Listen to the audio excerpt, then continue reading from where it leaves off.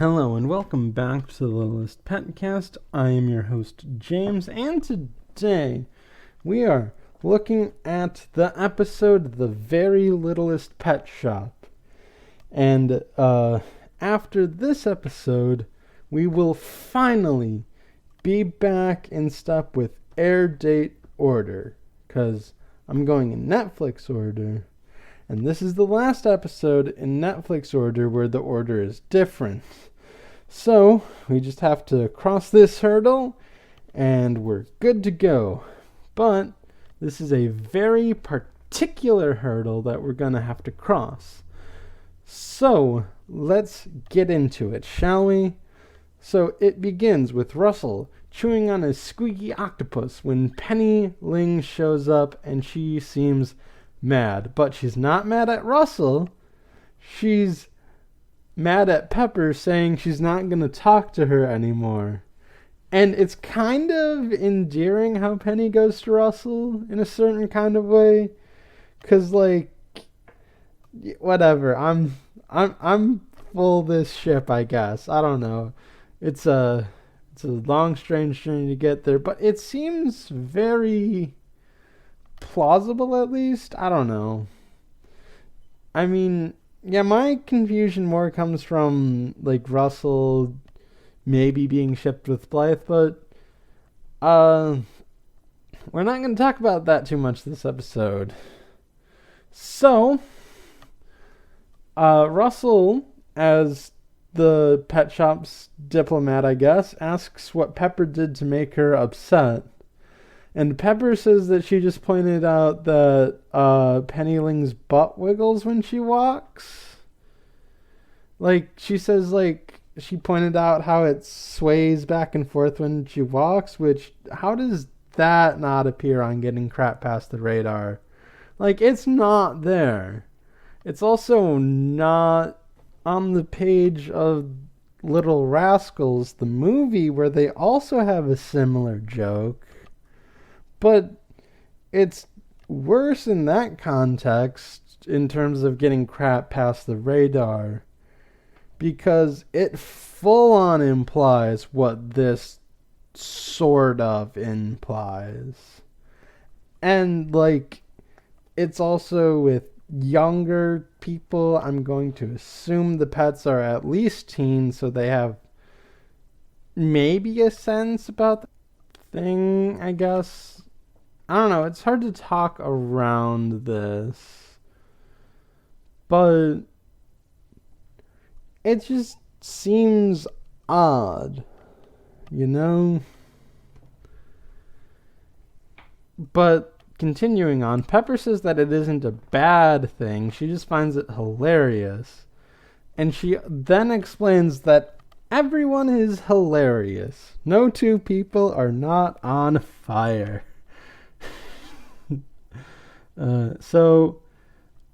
She points out that Minka straightens her tail when she sneezes, and then we see that in action because Minka's putting Pepper on a banana and she sneezes.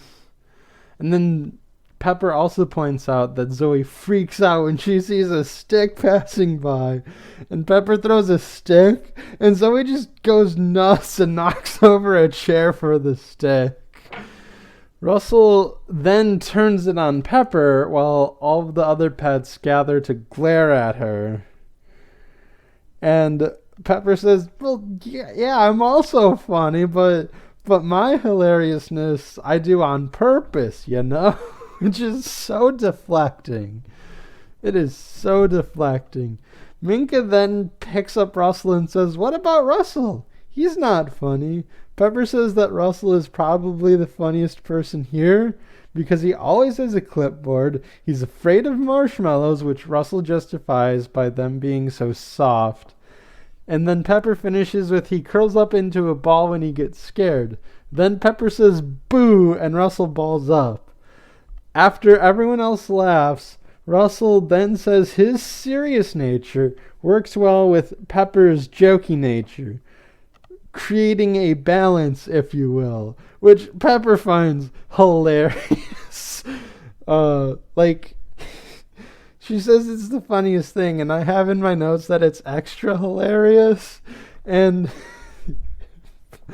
when typing that, I realized, yeah, that is kind of extra, Russell. I'm not going to lie.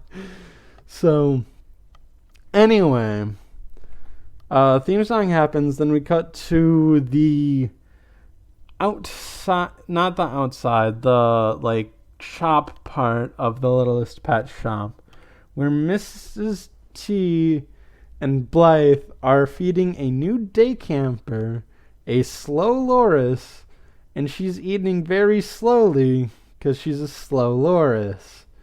And Mrs. T and Blythe look on, talk about her being an ambassador to help people understand endangered species, and giggle a bit. The slow loris, whose name is Dolores, we're getting Susian up in this, screeches at them, and Blythe says that she'll figure it out. Mrs. T that says that she's so eager to understand, quote unquote, the pets. Blythe is like, yeah. And then she takes Dolores to figure out the problem.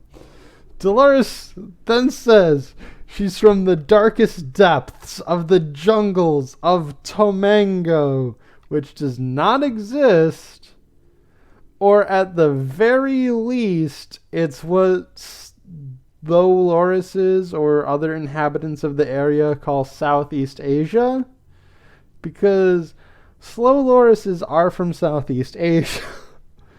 And she says she does not like being stared at, but she has a high-pitched voice. Like think about it like Stitch, but higher-pitched and like constant instead of like, you know, Stitch is kind of stuttered because he's still trying to grasp English.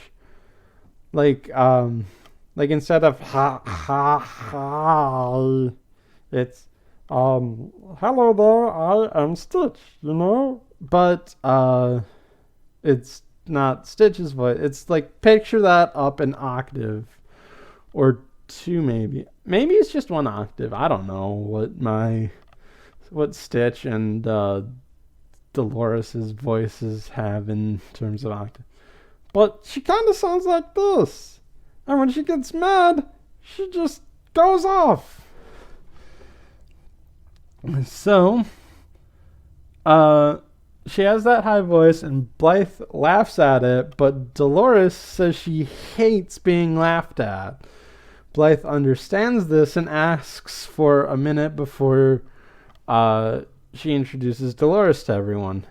So she goes into the day camp, and she's like, you guys wouldn't laugh at anyone, especially a new camper, right?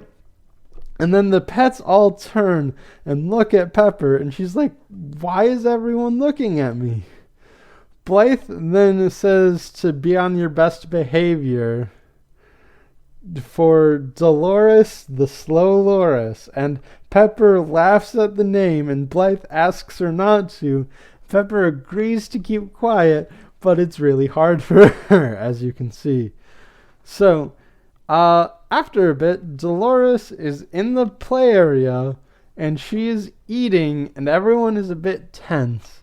So Pepper decides to break the ice, but when Dolores speaks, she starts giggling. Russell and Penny then escort Pepper away, and Sunil gives Dolores more food while explaining Pepper's action.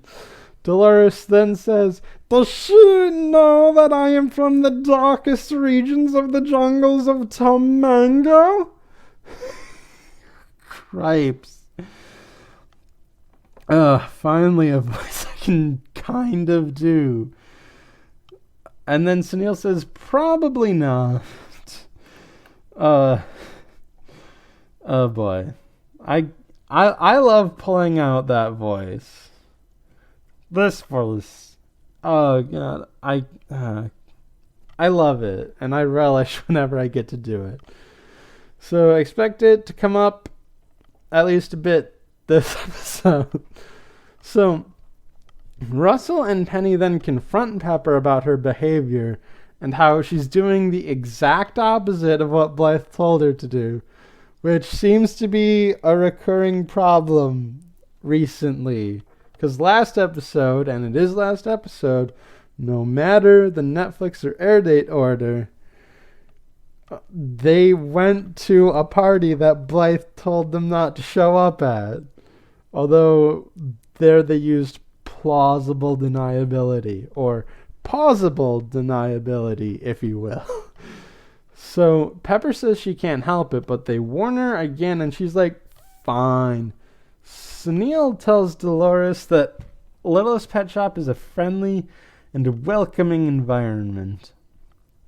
Dolores is glad to hear that and starts eating, but her slow eating starts a ruckus among all of the pets. And Dolores is like, you don't want to see me angry. And Pepper says that she kind of does.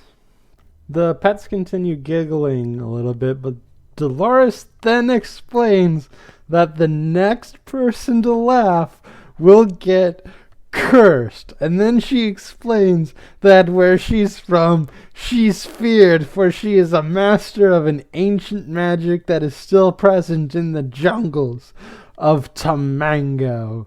And we see that in action, where all of the other animals around are afraid of her.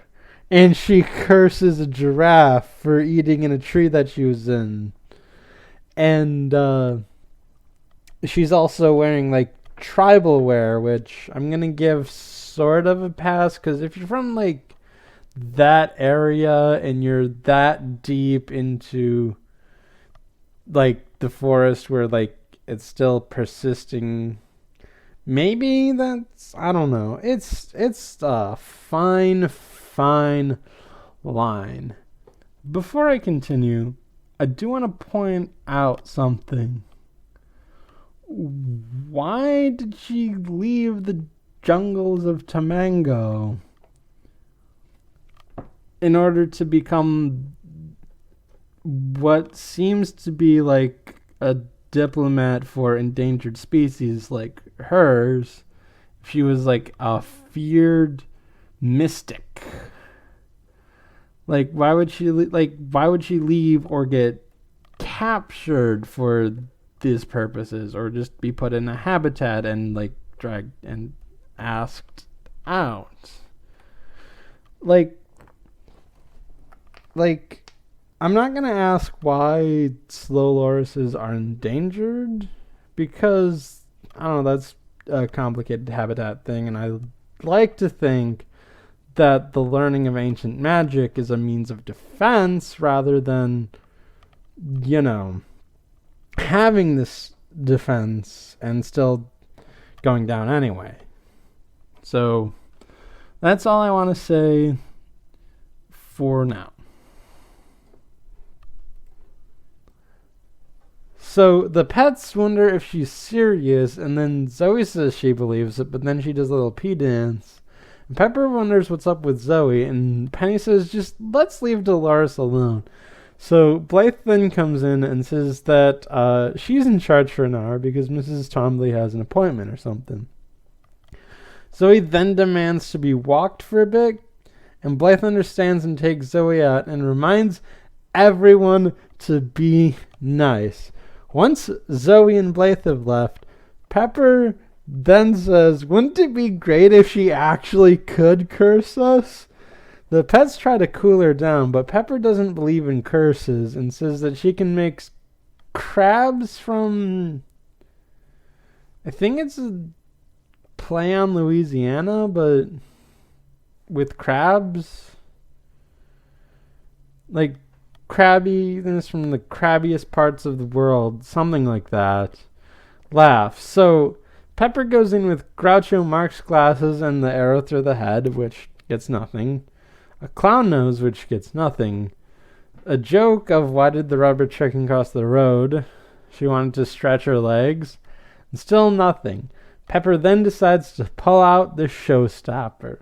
Sometimes I water the flowers, Pepper begins, and sometimes they water me, but the hose the water's going through stops because Pepper is holding the hose too tightly, and it builds up and then explodes, and all of the water just pours onto Dolores. Pepper says that she should get that fixed, and Dolores is mad, and then Russell, of all people, bursts out laughing harder than anyone else. And because of that, Dolores then places a curse on Littlest Pet Shop. She does some weird dances, and then the wind picks up, and it blows into the shop. Dolores' eyes are glowing, and a cloud forms over Littlest Pet Shop. The cloud then creates a beam, and it hits the building and shrinks it. All of it. It is an apartment complex as well as a shop.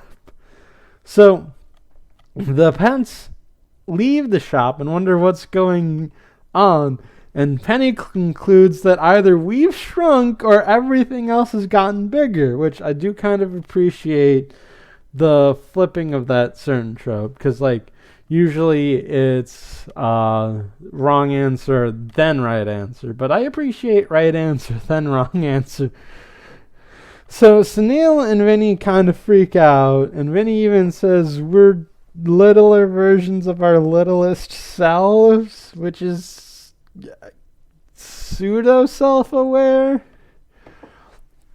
And then they ask Dolores if she did it, and Dolores says she did.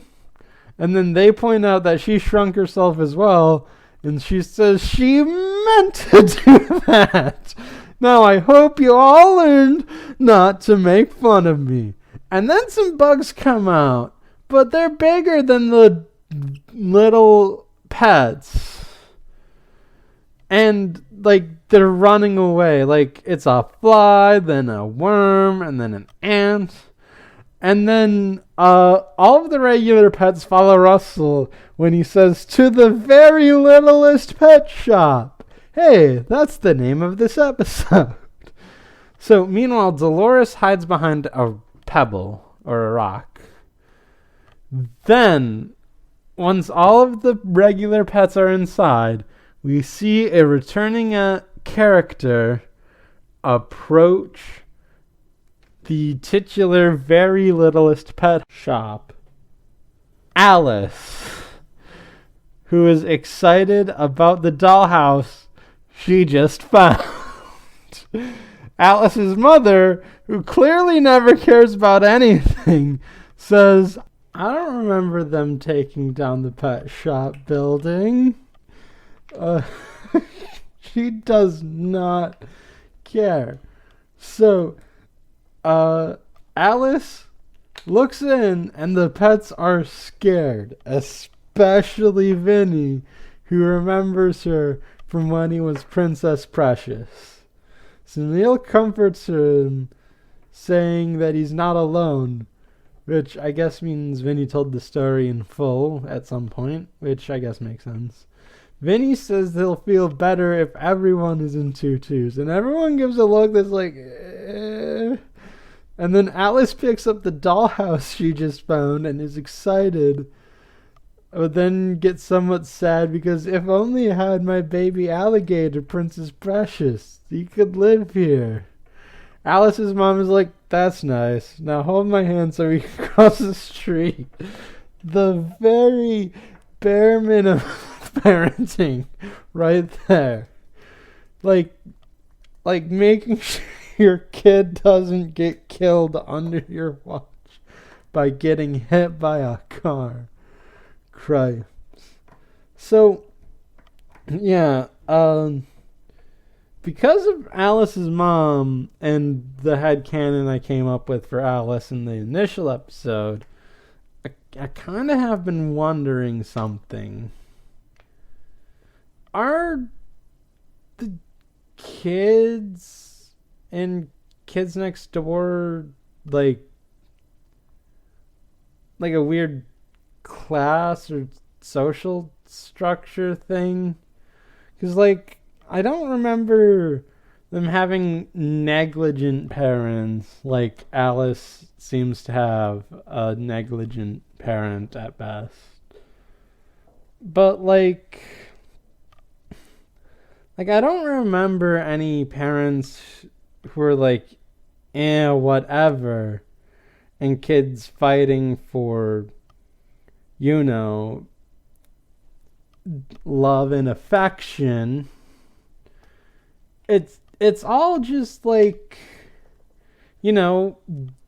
dessert or bedtime or toys or whatever, like, things seem like injustices when you're a kid, especially if you're a bit more well off. Like I want cake, but your mom is like, oh, you can't have too much cake. And then the kids next door is like, yes, we can.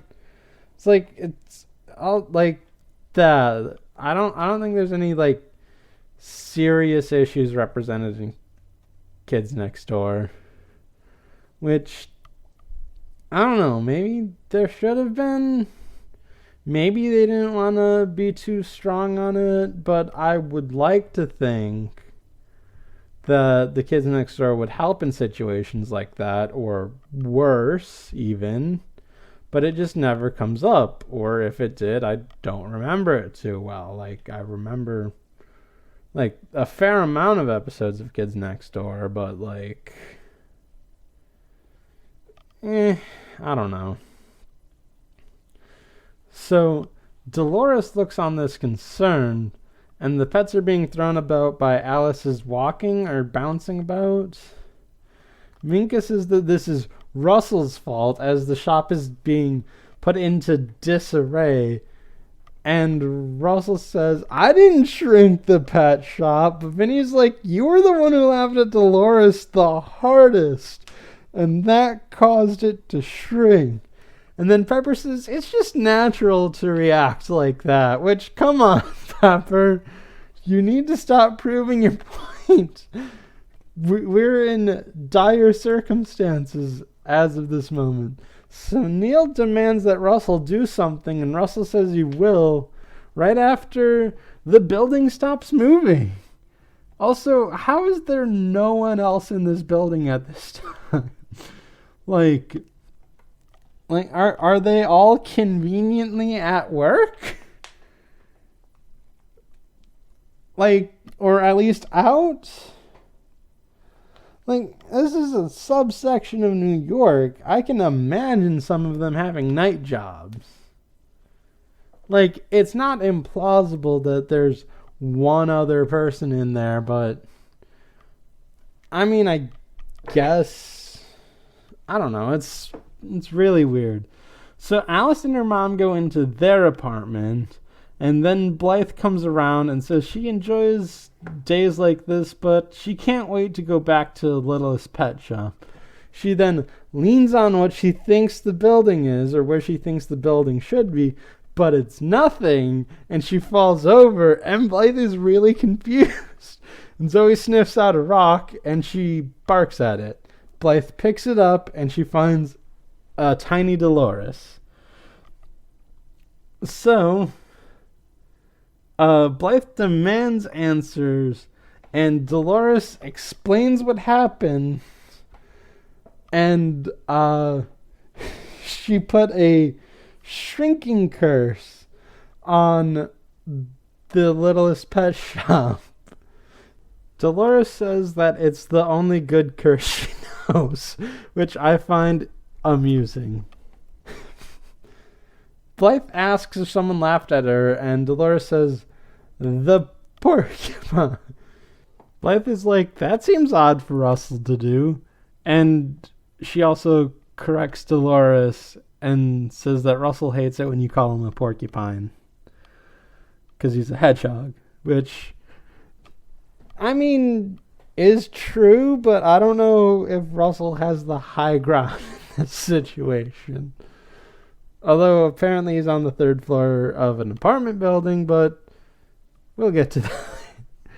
So, Blythe asks more about this curse, specifically if it's permanent. Dolores says that it's permanent for an hour. I've never had one last more than... No, wait. It's permanent for an hour. I've never had one last more than...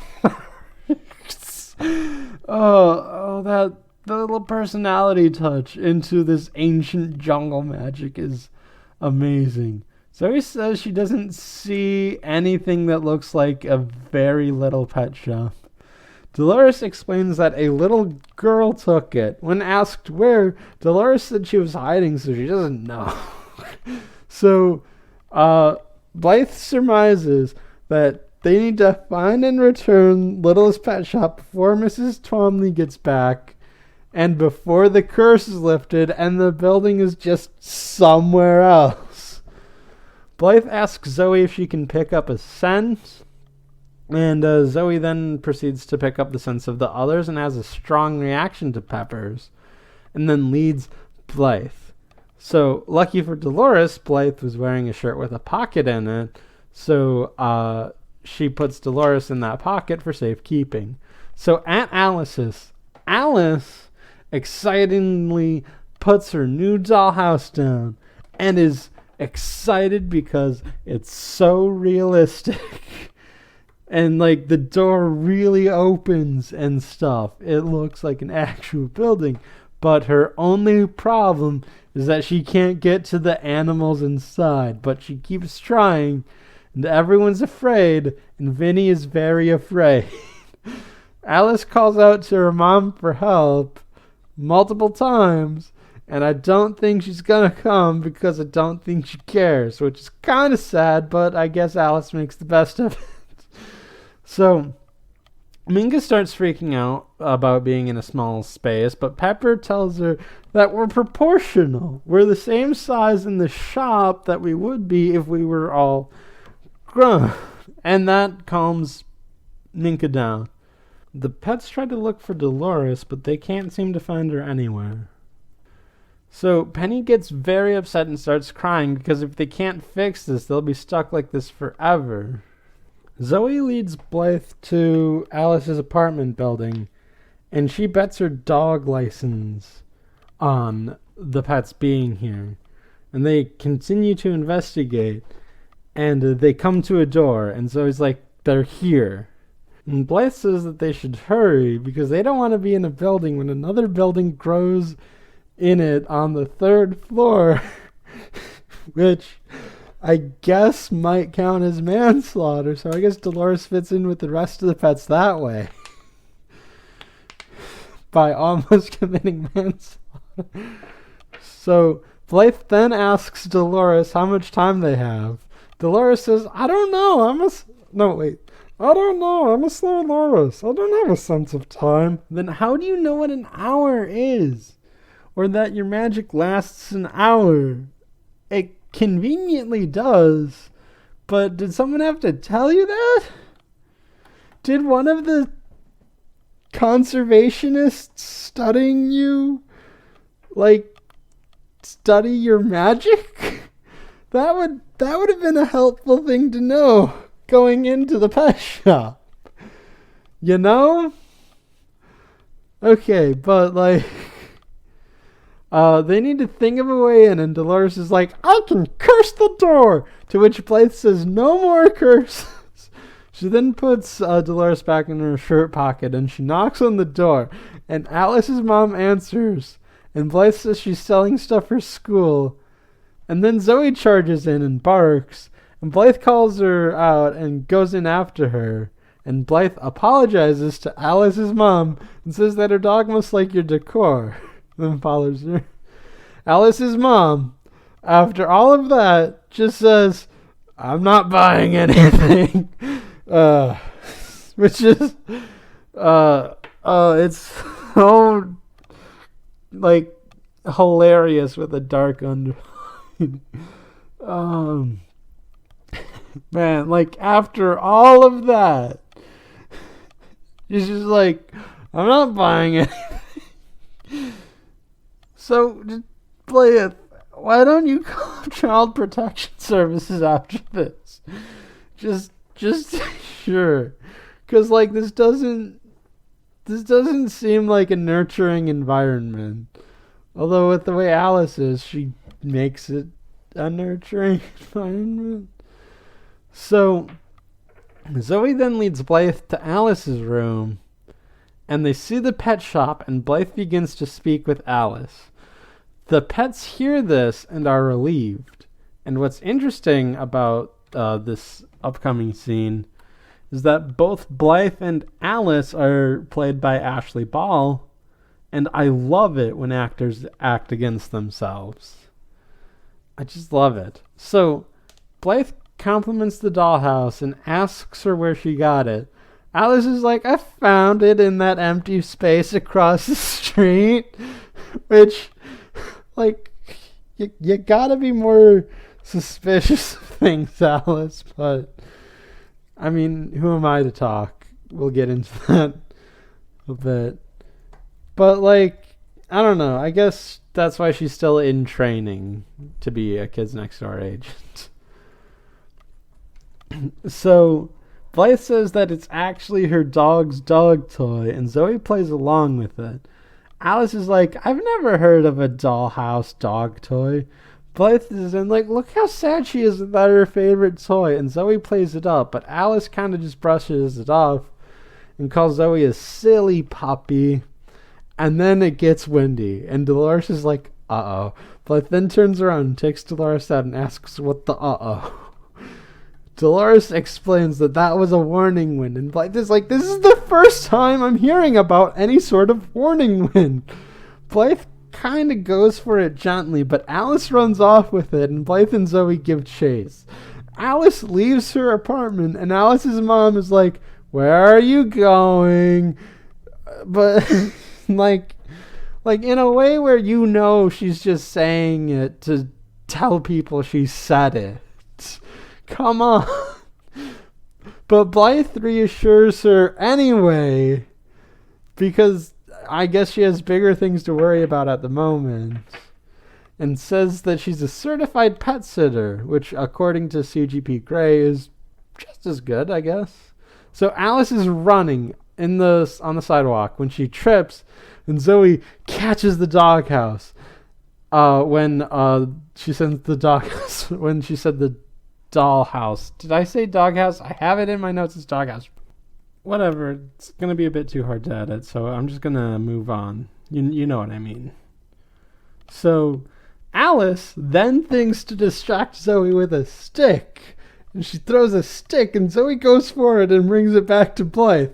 Blythe gives her a look, and Zoe realizes what just happened while Alice picks up the dollhouse. And I love that they established it and then used it. And it's like, oh man, that's like it's fundamentals, but like good writing is built on fundamentals. You know, you gotta have a strong base if you want to build up. So Blythe continues to chase Alice, and it starts getting really windy. And Blythe negotiates more, and Alice says she doesn't want to give it back because what if I miss it? Like I do my sweet baby alligator, which is a fair point. It's a good point, and it's a good human moment. And upon hearing that, Vinny's like happy. I guess the whole thing is like turning around for Vinny.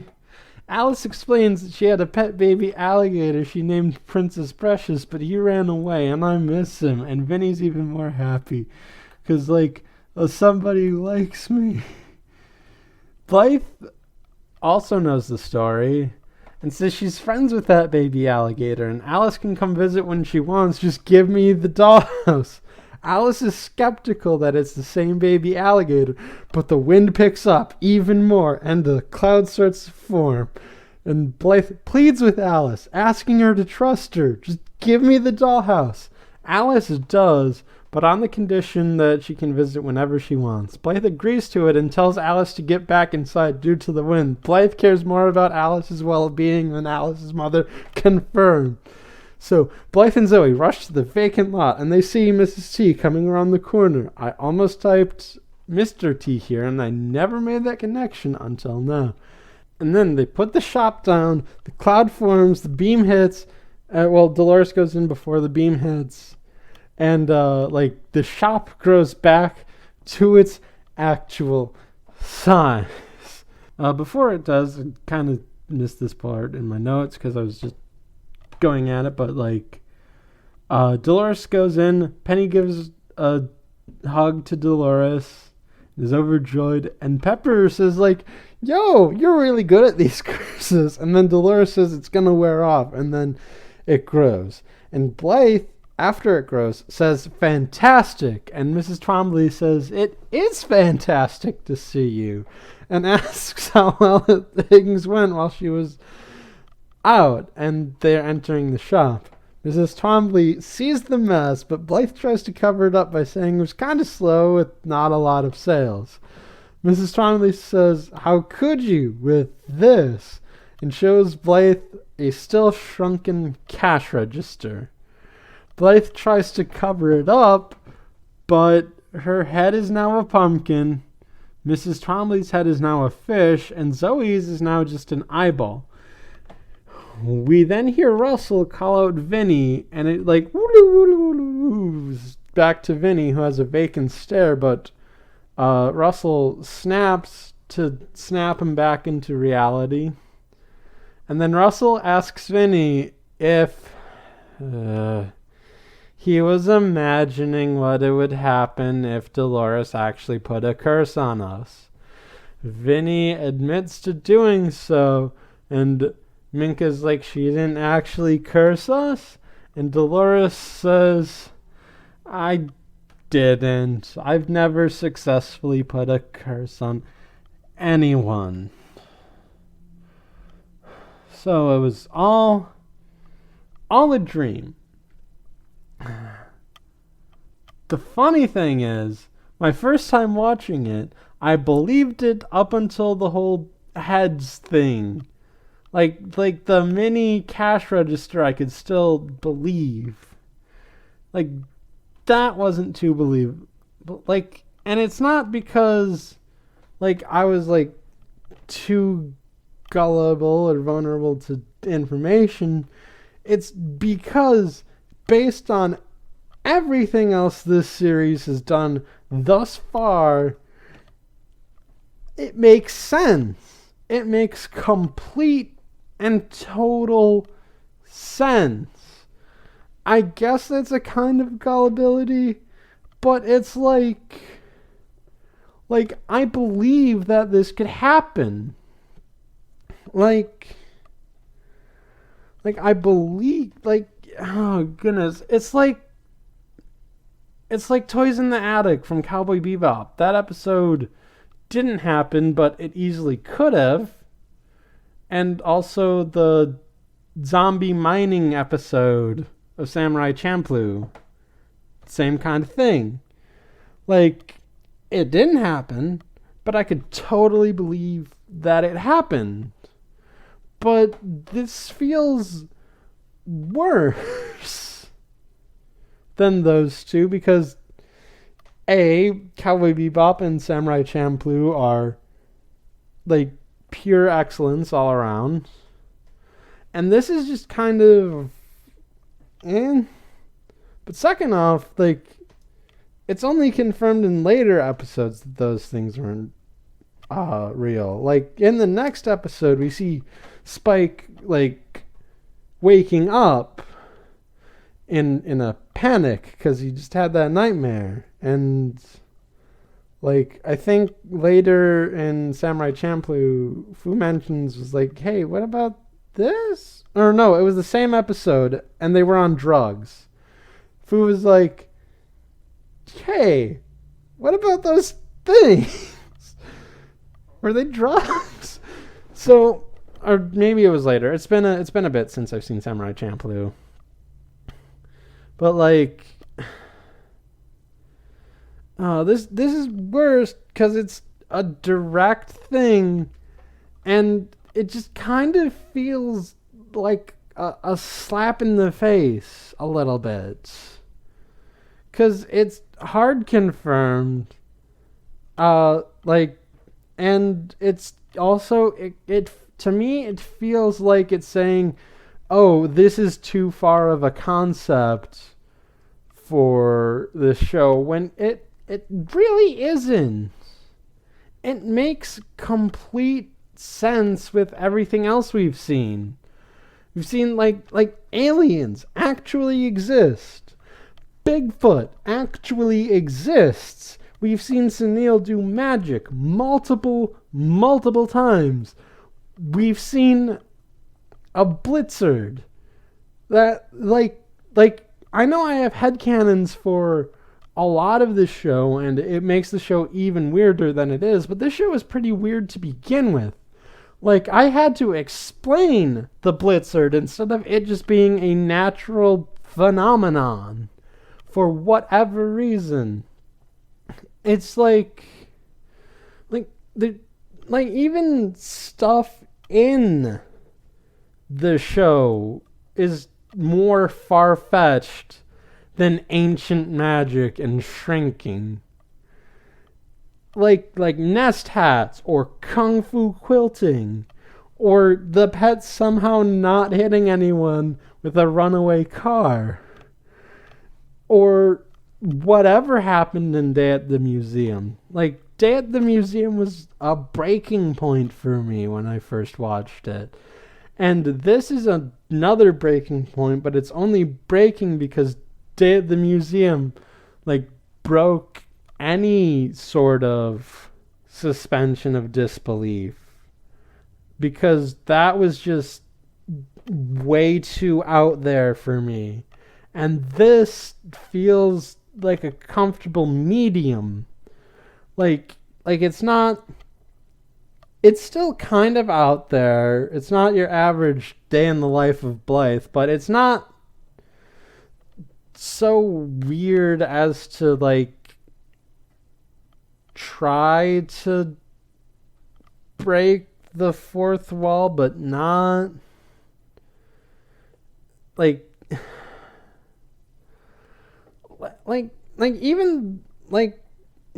I still find, Mrs. Twombly's ancestor having actual, versions of some of these pets, like panda, mongoose, or gecko, or monkey even, back in the early to mid 1800s. That's more unbelievable to me than a pet who lived in the jungle and studied an ancient form of magic that can shrink things. That is kind of why this episode feels like a slap in the face. Even the premise itself of the entire show requires a bit of suspension of disbelief.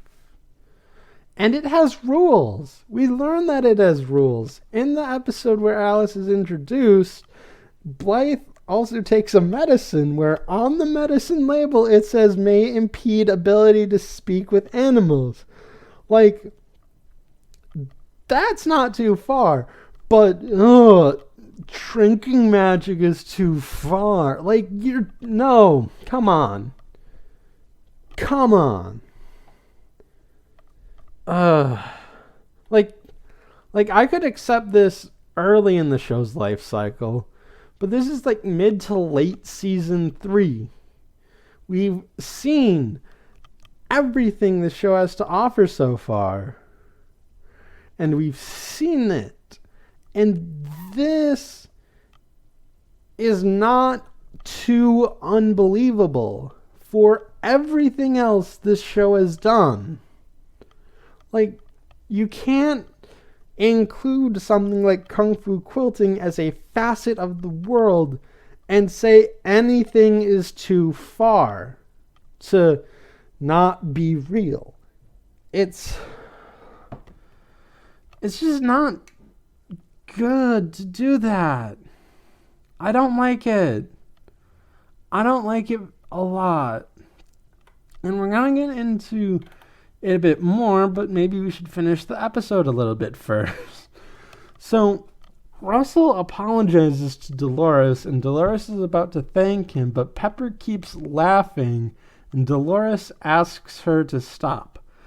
Pepper says that she finds her voice funny and she can't help but laugh, but then she goes back to her point from the beginning by saying that it's not bad, and in fact it's what makes you you, and you just gotta embrace it, which is a good moment for Pepper, because like Pepper has been at this point, like in Lots of Luck or in Frenemies or in Sweet Pepper. Like it comes to a head in Sweet Pepper where like Pepper wants to pretend she's someone else in order to get closer to the one she likes, but Blythe's advice is just for her to be herself.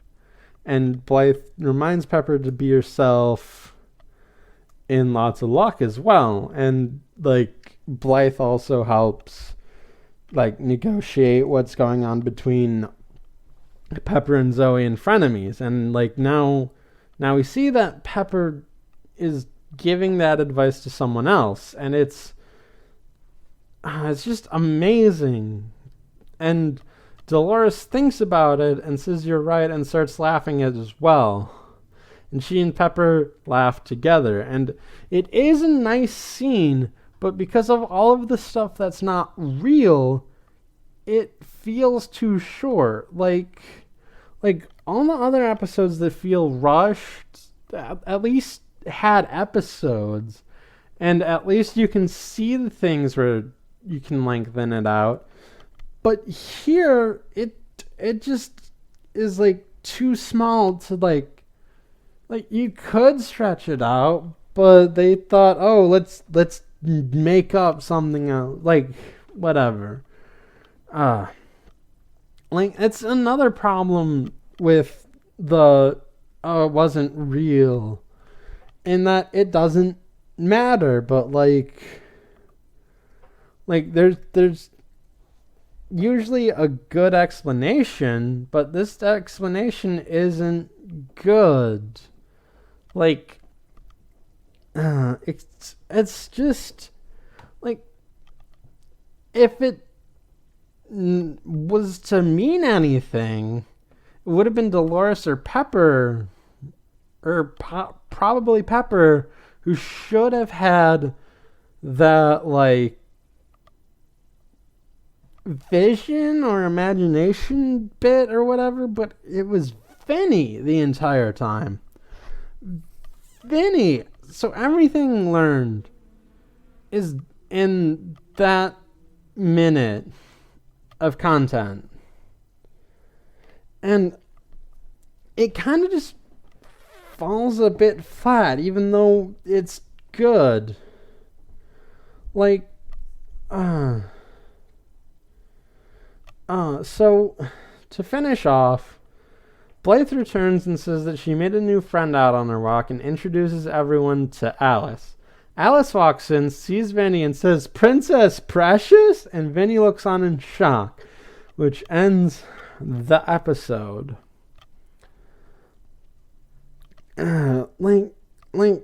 Okay.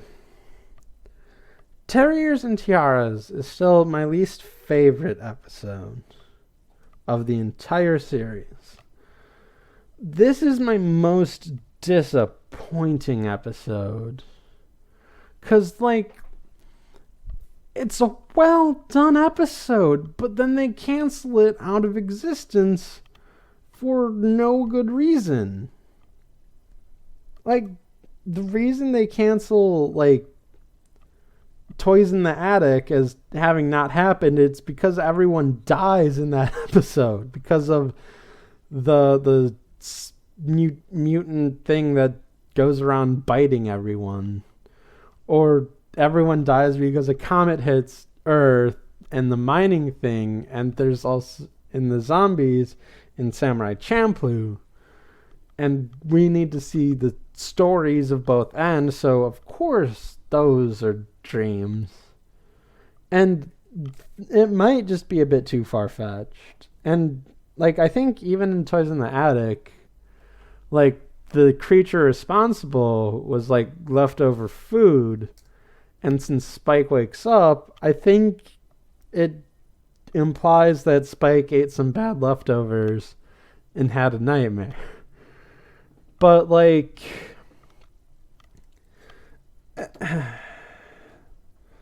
this just is, here's a dream sequence for no good reason other than it's fun.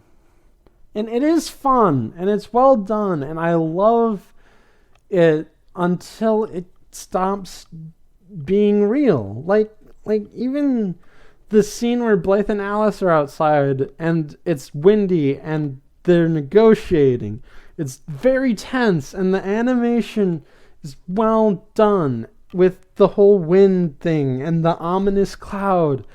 And Alice is like, I don't know, I want to keep this dollhouse. Blythe knows what it is, but you can't say it because it sounds crazy, but it's real until it's not real. Like, that was a good scene, and then they ruined it by pulling the rug out from under our feet. I can go on about how this is dumb, but I just want to end it with this is dumb because it is. It's like it doesn't mean anything, and it also implies that this is too crazy for the show when it very much isn't, and it just upsets me immensely. So, I guess that will be all for this episode of the Littlest PetCast. Be sure to leave a comment and rating on Shout Engine, on Apple Podcasts, on the Google Play Store, and wherever else RSS feeds go. When they can't deal with this dumb decision. And be sure to tune in next time for the episode Back Window, when we will finally be back in step with Air Date Order. I will see you then.